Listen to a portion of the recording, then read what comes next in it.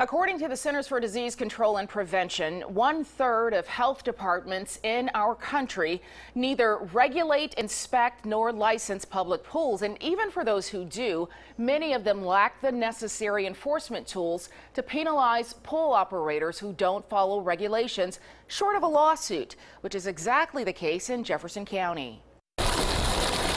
Area pools are open for business, and there are a lot of area pools.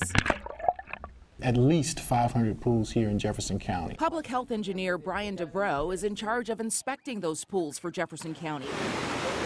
In the hot summer months, he hires interns to meet the opening inspection rush. By the end of June, every pool in Jefferson County will be inspected.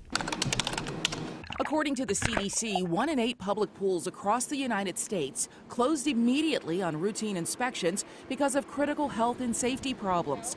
Among them, improper chlorine levels that could lead to outbreaks of waterborne illness, and not having self-locking gates and proper fencing to prevent small children from gaining unsupervised access that could lead to drowning.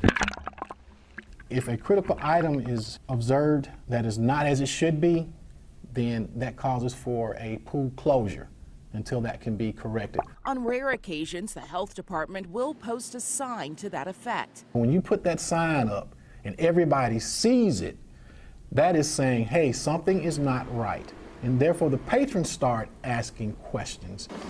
They have to call and get that information during business hours because whatever needs to be corrected isn't posted online where the health department lists its swimming pool scores. Right, if so you what's want to a get bad raw score? Like, was there a range of good, like, you know, F to A? We don't score them that way, like F to A. It is on a 100-point basis. So on a scale of 1 to 100? A 98, very few problems. They only lost a couple of points. A 55, probably a number of things were found to be a problem. But you could actually have a 95 and your pool could be closed. It's not like the food scores where you see the health department's scoring system online. 85 and over is compliant. Below 60, establishments are immediately closed. For swimming pools, there is enforcement from the county lodging program to force action at hotels that fail inspections, but not at places like apartments or clubs. Whenever we can, we always want voluntary compliance. I asked Brian what happens when pool operators don't voluntarily comply. We have to go to legal action. An action in and of itself that raises the question for people living in places with public pools, why the county has a regulation it seemingly can't enforce.